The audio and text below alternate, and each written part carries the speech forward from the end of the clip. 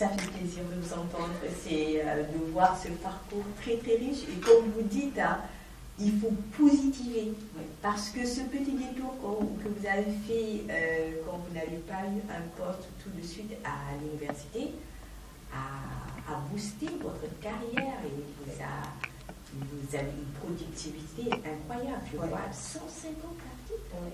Quel professeur d'université peut se targuer de cela actuellement? Mais vous devez être dans une palmarès, c'est incroyable. Donc, mais vraiment, toutes mes félicitations pour ce parcours. Oui, peut-être ce que j'ai oublié de dire, c'est l'environnement familial. Parce que vraiment, la réussite dépend de l'environnement familial. Si vous êtes dans un environnement familial favorable, vous pouvez atteindre les objectifs visés. Je vous ai dit tout à l'heure que mon père était fils unique. Mais nous sommes une famille nombreuse, machallah. Ouais. Peut-être ce que ma grand-mère devait avoir, c'est mon père qui l'a eu. Ouais. Moi, j'ai 8 frères et sœurs. Ouais. Mais il y a des jumelles. Mais mon père nous a inculqué une éducation de base exemplaire. Nous lui demeurons éternellement reconnaissants. Et à chaque fois, ce qu'il nous disait que dans la vie, l'individu doit persévérer pour réussir. Mais la réussite de l'individu, ce n'est pas le sien. C'est la réussite de sa progéniture. Ça, il nous l'inculquait à tout moment. Il dit que quelle que soit la réussite que vous avez, vous devez mettre votre progéniture sur la droite ligne. Et vous devez éduquer votre progéniture pour que celle-là puisse réussir et même vous dépasser dans la vie. Et ça, c'est une leçon de morale que j'ai retenue. L'autre leçon de morale que j'ai retenue de ma mère, elle est encore là. Je lui souhaite une très très longue vie et une excellente santé. Ma mère nous disait toujours, à la veille des examens, je lui disais, mais maman, nous on va faire examen demain. Et, vous ne nous donnez pas de talisman. Je vois des élèves, quand ils viennent, ils ont un gris-gris. Elle dit, non, je ne vous donne absolument rien. J'ai déjà prié pour vous. Maintenant, j'ai pris le bon Dieu que si ce que vous allez faire, si ça peut augmenter quelque chose en vous, que le Tout-Puissant vous le donne. Si ça ne vous apportera rien, ne sachez pas que ce n'est pas votre chance, ce n'est pas pour cette fois-ci, et la prochaine fois sera la bonne. Donc ça aussi, ce sont des leçons qu'on a en soi et qu'on essaie de transmettre aux jeunes générations.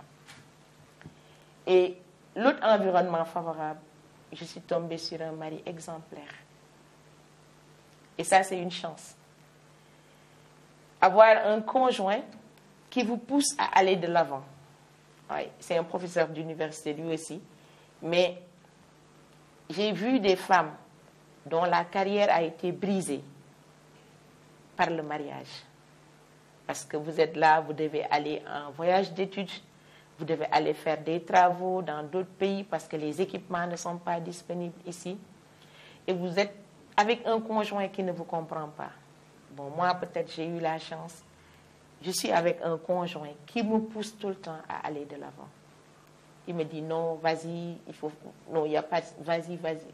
Donc vraiment, si on a la chance d'avoir cet environnement favorable, on peut faire énormément de choses.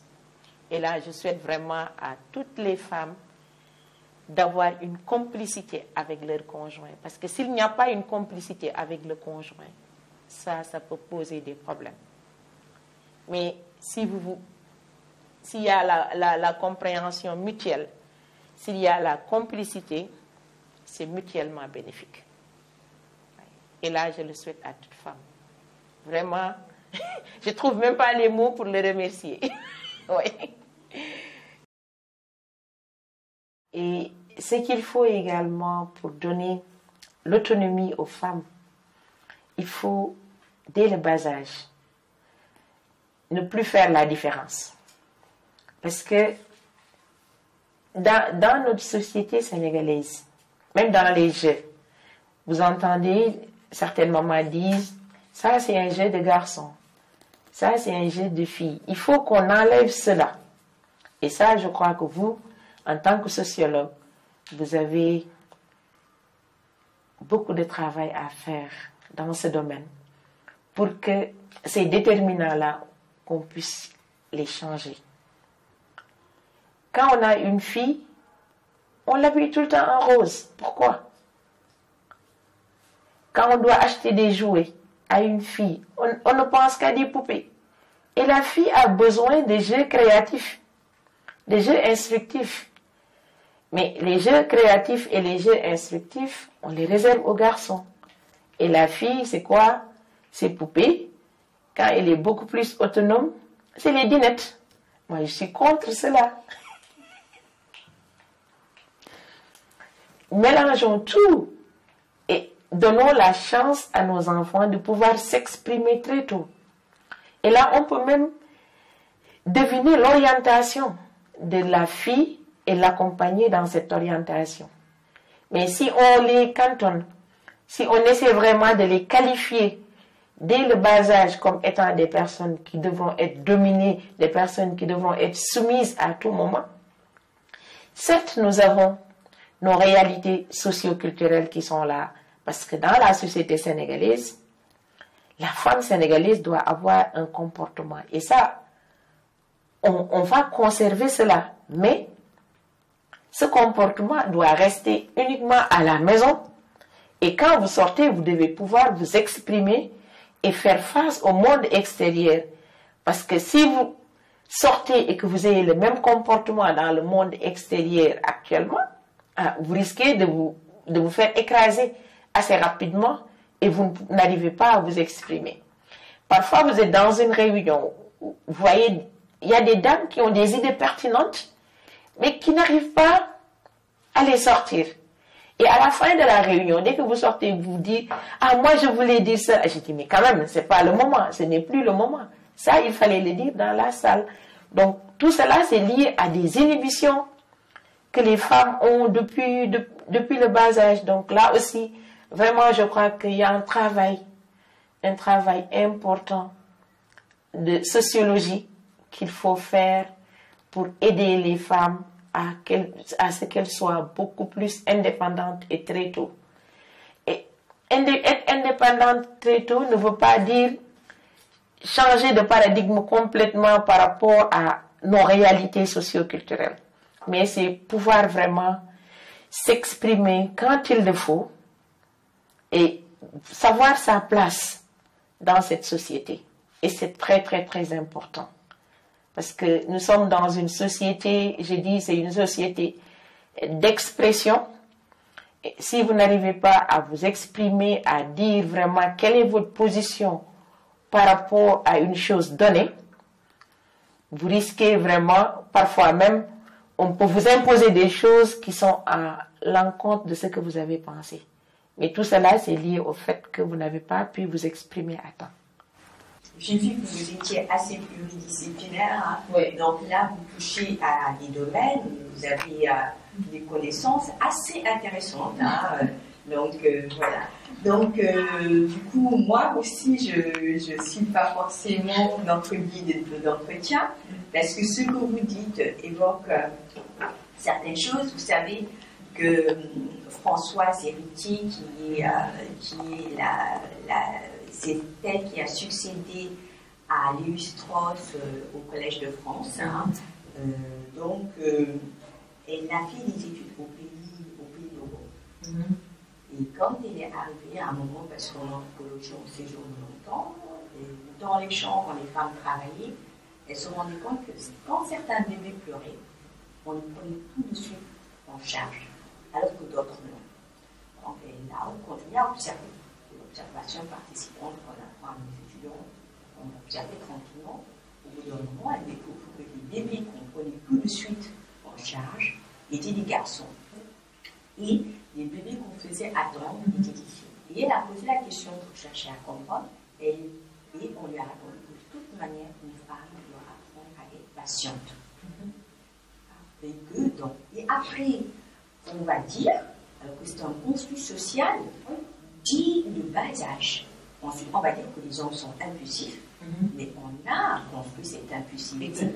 Et on va dire que les femmes sont plus patientes et tout ça, mais on leur a appris de créer de force dès le premier moment de la vie. Et donc, tout ça pour vous dire, et aussi pour les jeux éducatifs, et pour ces jeux, on a appris, de toute façon en anthropologie, que du fait que la femme, là peut-être je toucherai un petit peu à votre domaine pour vraiment éclairer davantage, porter un enfant. C'est vrai que même pour porter, à partir de 3 mois, on dit de se calmer, de ne pas faire de brusquerie, pour être sûr de porter son enfant jusqu'au bout. Et puis il y a même des hormones apparemment qui calment et tout ça. Et du coup, la femme se sédentarise plus après d'avoir porté l'enfant, reste à la maison. Et du coup, on a mis dans la division travail, dans la division traditionnelle du travail, on a imparti aux femmes tout ce qui concerne le fait de s'occuper des enfants et des personnes dépendantes, les personnes âgées, les handicapés, les malades, et donc être plus sédentaire et laisser à l'homme sortir pour le reste. Ce qui fait que donc, les femmes donc, ont à charge ce travail de domestique. On se demande c'est quoi le lien entre porter un enfant et faire du travail domestique. Il n'y a pas un lien tenu. Forcément, quand vous dites tout ce qu'on les jouets qu'on donne aux enfants, c'est clair. On leur demande, on leur offre une aide. Sachez vous occuper des personnes à charge. Et donc, heureusement, avec le CARE, on montre comment, à partir de ça, les femmes vont être en médecine, vont être dans l'éducation, ainsi de suite. Mais même dans ces lieux qu'on fout un petit peu, dans la médecine haute, on peut trouver qu'il y a peut-être plus de femmes qui sont dans les métiers les plus rémunérés, les plus techniques, et que finalement, elles vont se retrouver en bas, et ainsi de suite. Donc, ça, c'est une première chose. Donc, les dîners et tout ça, on a fait à la cuisine, les tâches ménagères, tout est très bien pensé. Et puis, les garçons, les jeux instructifs qui vont réfléchir, aller dehors. Les filles, les garçons, on peut aller dehors. Même, c'est pas simplement ici, vous allez au soir en France, où on fait des trucs, des patins à roulettes hyper dangereux, c'est les garçons qui sont là. Il y a 1, 2 filles. Les garçons savent occuper l'espace. Donc ce n'est pas étonnant qu'après, dans les réunions, les femmes sont timorées, n'ont pas l'habitude de s'exprimer en public et de laisser les garçons qui ont l'habitude d'occuper l'espace public, même les femmes ont peur, finalement, regardez quand une femme passe, l'homme s'autorise à la dévisager de haut en bas, de la regarder, ses formes ou autres, jusqu'à ce qu'on demande à la femme de se couvrir totalement, etc. Alors que, même dans le Coran, on demande aussi à l'homme de baisser les yeux, donc de ne pas dévisager. Donc, l'espace public, pour eux, ça leur appartient. Et toute personne qui passe, ils ont un droit de vous regarder, de vous dévisager ou autre. Juste pour commenter les choses que vous avez à dire. Et voilà. Et puis, je suis tout à fait d'accord. On a nos valeurs et nos mœurs. Indépendante ne veut pas dire braver l'ensemble de nos interdits et de nos valeurs. Il y a des bases qui sont bonnes et à suivre.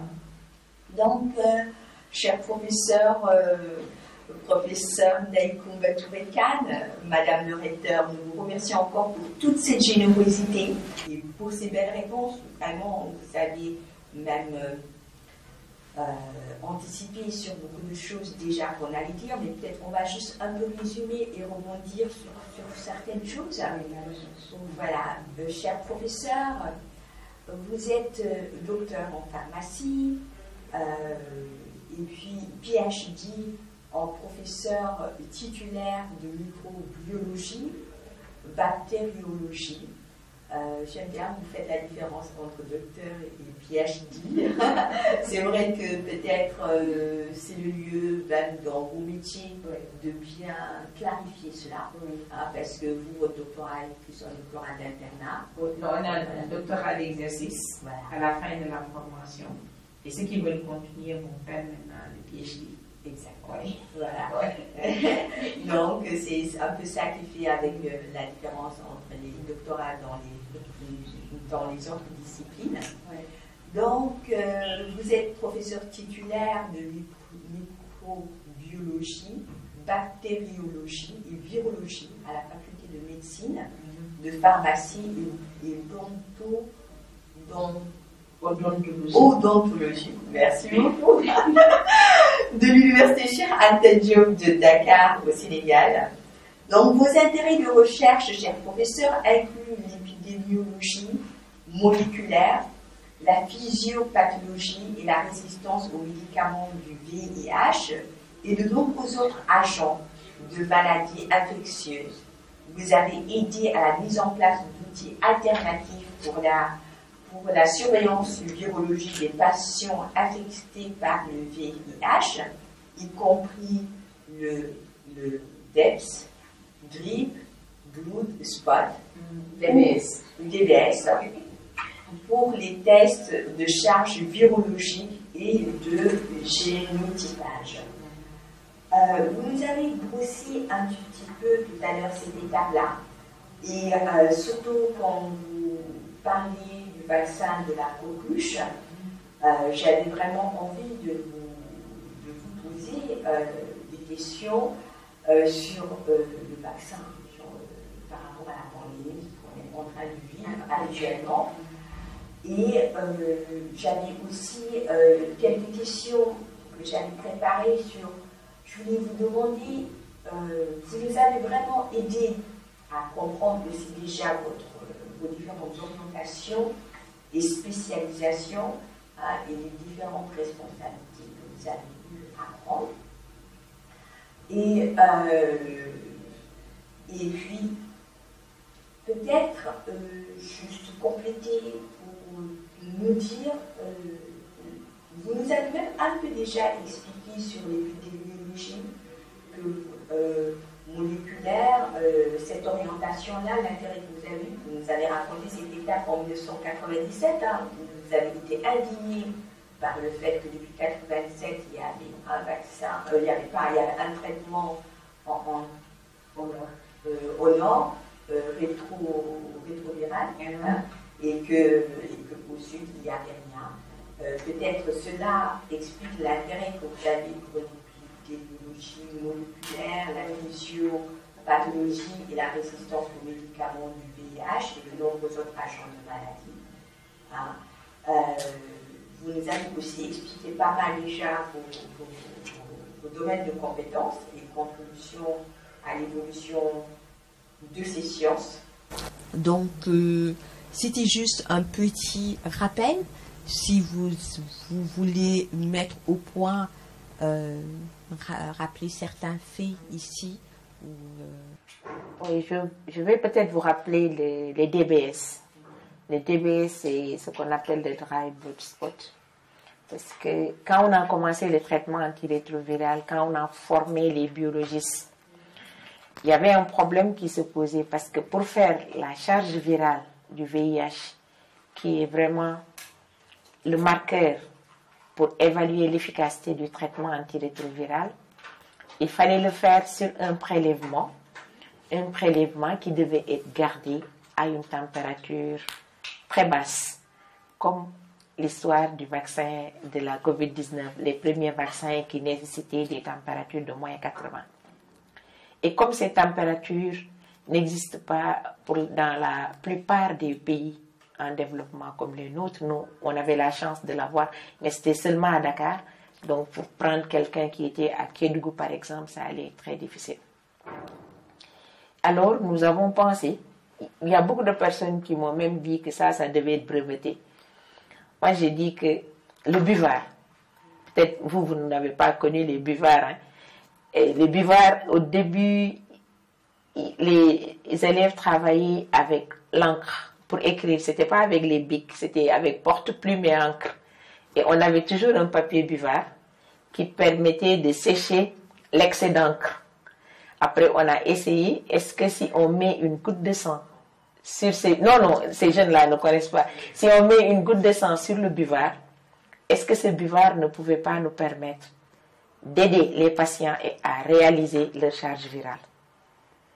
Et on a pensé à ça avec le professeur Alimatou Diop. Si vous avez l'occasion, je vais vous donner son contact, vous l'appelez pour voir avec elle. On a testé cela, on restait au labo jusqu'à 22h, 23h à l'Antec, elle et moi, pour vraiment faire les essais et les tests. On a d'abord essayé en mettant du plasma sur le buvard. On n'avait pas les résultats escomptés. On avait toujours un master à côté de nous pour faire ces travaux. Après, on a testé avec le sang total, c'est-à-dire on prélève, on met sur le buvard, on gardait, on regardait, est-ce qu'à J1, on perdait, à J2, à J3, et on le faisait jusqu'à J15. Donc, on était là-bas tous les jours. Même si J15 tombait un dimanche, on était au labo pour pouvoir réaliser ces tests. Et on a pu trouver que les tests étaient... On pouvait faire le prélèvement, garder ça à température qui ne dépassait pas 37 degrés. Et jusqu'à J15, même le patient qui est à Kédougou, on pouvait lui faire sa charge virale à Dakar parce que les machines étaient à Dakar. Et donc, c'est comme ça qu'on a pu le faire.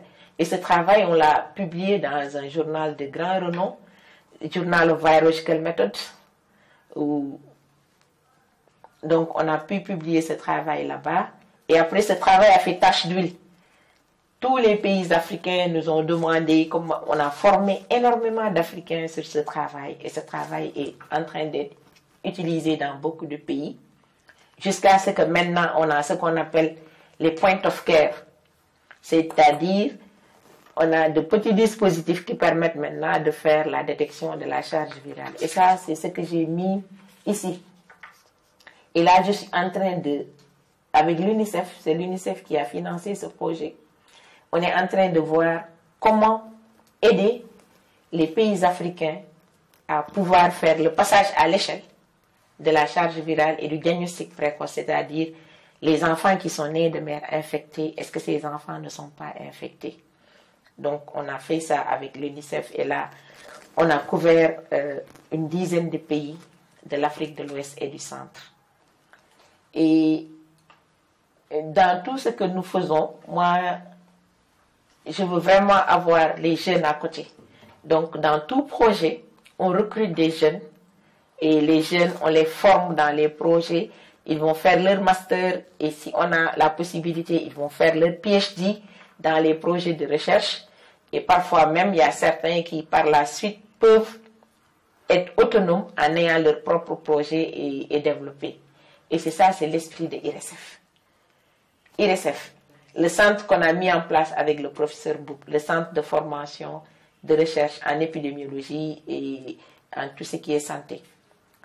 Et hier, j'étais là-bas parce que hier, c'était la cérémonie d'ouverture d'une formation que nous sommes en train de mener. C'est une formation sur 2 semaines de biologistes africains pour qu'ils soient outillés dans la caractérisation moléculaire. Vous savez qu'avec la COVID-19, on parle de variants. Donc, c'était un projet qu'on avait sur le VIH, mais ce qu'ils vont faire sur le VIH va leur permettre de l'appliquer également sur la COVID-19. Et pour venir par rapport à votre question sur la COVID-19, le problème du vaccin de la COVID-19, si vous regardez, ce sont les hommes qui parlent. Parce que la femme connaît généralement ce que c'est le vaccin, quelle est la valeur ajoutée d'un vaccin sur la santé. Et un adulte qui n'avait pas l'habitude de vaccin, c'est l'adulte homme. Donc, si vous regardez tous ceux qui disent les vaccins, ce sont les hommes qui parlent parce qu'ils n'ont pas une connaissance réelle de la vaccination. C'est la femme qui connaît ce que c'est qu'un vaccin. C'est la femme qui amène l'enfant dans les centres de vaccination. Vous n'entendrez presque jamais une femme vous dire que le vaccin ceci, le vaccin cela. Mais les hommes, s'ils sont vaccinés à l'âge adulte, quelqu'un qui peut-être sa dernière vaccination date de il y a une trentaine d'années, il a 45 ans ou bien il a 50 ans, voire même un vaccin, sa dernière vaccination date de plus de 40 ans, on le vaccine. Il va toujours regarder son bras.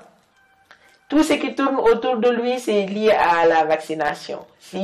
Donc, il faut vraiment qu'on rééduque les hommes pour que les hommes participent encore plus dans la gestion familiale, pour qu'ils puissent comprendre ce que c'est l'intérêt de la vaccination. Et parce que c'est les enfants qu'on vaccinait. Les enfants ne disent rien. Quand on les vaccinait, on leur donnait un antipyrétique, c'est-à-dire pour faire abaisser la fièvre. On leur donnait par exemple paracétamol en allant le jour de la vaccination. Donc la maman, elle connaît ce que c'est que la vaccination. La femme qui est enceinte, on lui fait une vaccination VAT. Donc la femme, elle connaît la vaccination étant adulte. Mais ce sont les hommes qui ne connaissent plus, qui ont oublié carrément ce que c'est que la vaccination. Donc actuellement, c'est eux qui ont peur. Et c'est eux qui crient partout.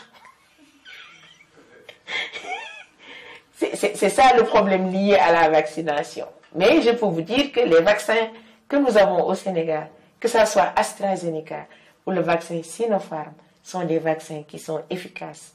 Nous devons tout faire pour sensibiliser les populations, pour que les populations aillent se faire vacciner.